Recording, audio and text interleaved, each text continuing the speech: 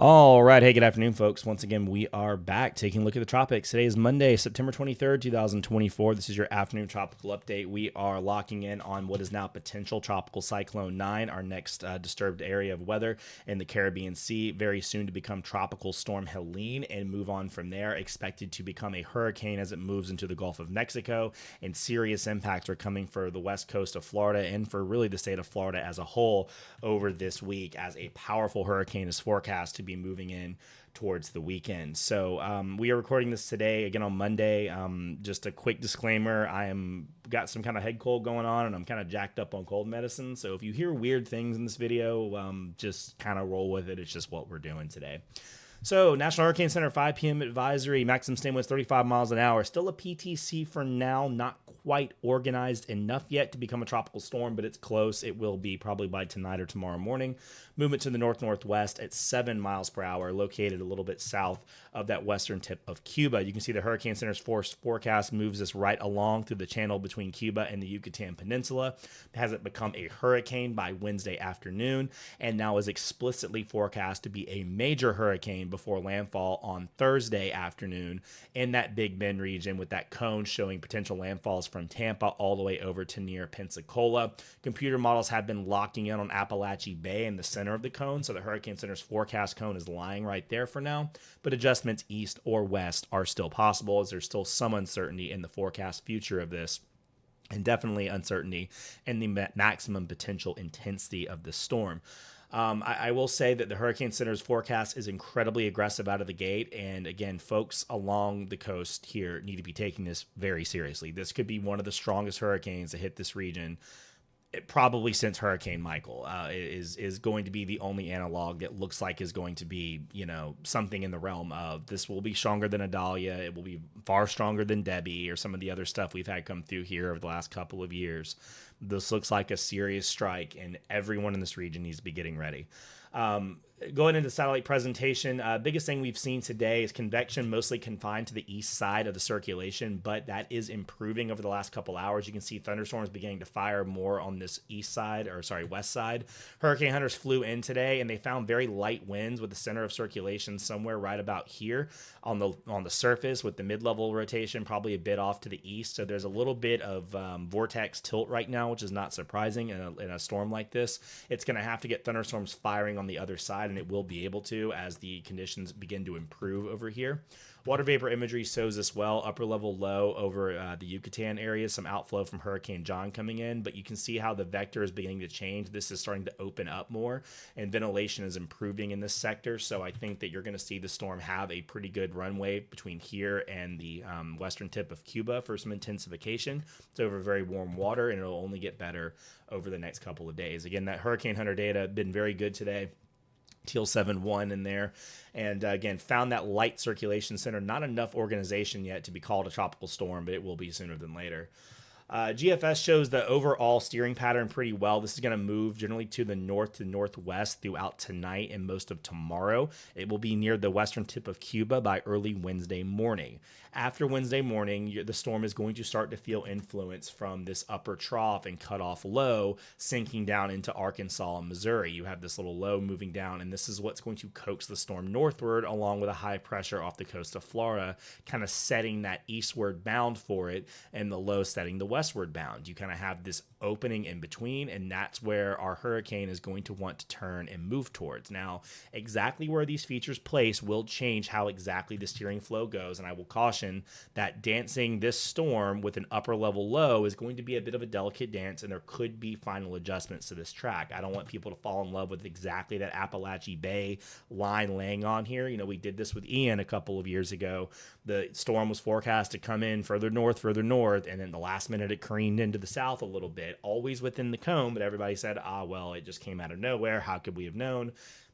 Again, stress, if you're anywhere in this cone, the center of the circulation could come right over your house. So don't think that, I'm in St. Pete, Tampa, so we're good. It's going to go to the west of us, or I'm over in Pensacola. We're going to be fine. It's going to go east of us, just few things to figure out still. I think Apalachee Bay is a good call, but there are still rooms and errors in this track, and these track models will move around. Do not fall in love with them. But it's obviously the elephant in the room is not so much track, but intensity. And this is something our computer models have been going haywire on.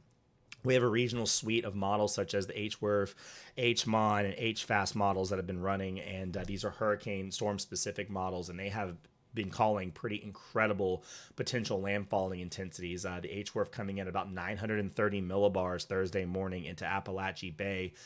This would be a category 4, potentially category 5 hurricane, probably more like a 4 given the size of the storm, but it's forecasting a very large, very powerful hurricane moving in. HFAS made a lot of waves for coming in like sub 900 and 8 something as it come up the coast. I mean, just a very ridiculous run, but I think you can probably throw this out as a bit of an outlier. But the computer models are telling us this is going to be a very intense storm as it moves in. To give you a bit of a different perspective here, this is Tomer Berg's website, and he kind of does metric analysis for the Hurricane Center's forecast to tell you how aggressive they are. And in terms of initial intensity for a storm starting at 25 knots, by 72 hours, the Hurricane Center has this forecast to be a 95 knot or 105 mile an hour hurricane.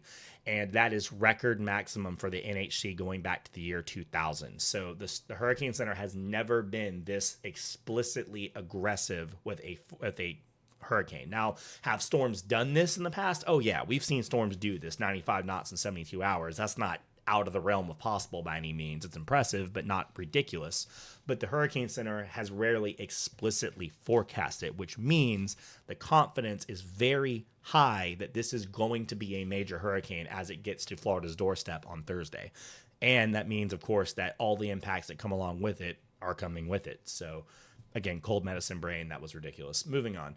Some of the things that we're watching for is oceanic heat content. Brian McNulty's website in the University of Miami, oceanic heat mapping, shows, of course, incredibly deep warm water in the Western Caribbean. That is no shock. But the loop current of the Gulf of Mexico, the Helene is basically going to parallel this for most of her track. The Hurricane Center's forecast track is something like this. So it's going to pretty much ride that loop current all the way into landfall. And on an average, the Gulf of Mexico is at record warm temperatures for this time of year. I mean, at record warm is in like we've never seen it, up in as far as we've been tracking this back. It's just some of the warmest, deepest water the Gulf of Mexico has had on record in a very long time. And folks need to be aware that this thing has got to have plenty of fuel to work with here. Regional intensity models, 1 or 2 touching Cat 5. Most are in Cat 3, Cat 4 range. I think that's, at least the best call for now. But we can see why going over to the GFS here, beautiful outflow channel aloft as this moves into the Gulf of Mexico on Wednesday. Just absolutely gorgeous canopy of outflow aloft. Hurricane John might even be giving it a little extra kick, and this upper low for a while will be constructive interference, not destructive. So this will also help pull mass away. And all this does is basically supercharge the hurricane and get mass away from it and allow more air to rise, and will also work to help expand the storm in terms of size. Again, what we're talking about is not just a strong hurricane in terms of maximum wind speeds, but this is going to become a much bigger hurricane as it gets into the Gulf of Mexico. It will have the ability to quickly expand its wind field, and impacts will reach far away from that center of circulation. So Weather Prediction Center's rainfall to come, 4 to 6 inches generally up the Florida coastline for now. That will likely go up, and then 4 to 8 inches probably for the Panhandle, again, will probably go up. It will be moving fast enough where this won't be a cataclysmic rainmaker. It won't have any unbelievable rainfall totals, but it'll be higher than this. Storm surge is going to be incredible if this comes in anything like we think it is. But I want you to point out that even though the forecast track is over towards Apalachee Bay right now, if you have a category 4 hurricane passing this close to Tampa and Clearwater, there's a 6 to 9 foot storm surge potential here at least. There will be a very high water rise. And again, I want to stress that a physically bigger hurricane will be able to put more water into this area than a smaller hurricane at the same intensity. So again, if this turns out like we think, most of the upper Florida coast is going to get a ton of storm surge, especially whenever you're east of that landfall point. So a lot of folks that won't get the eye wall will still get a ton of storm surge, and again, that could be 6 to 9 feet, could be well north of 10 feet. I'm talking majorly above 10 feet in some cases.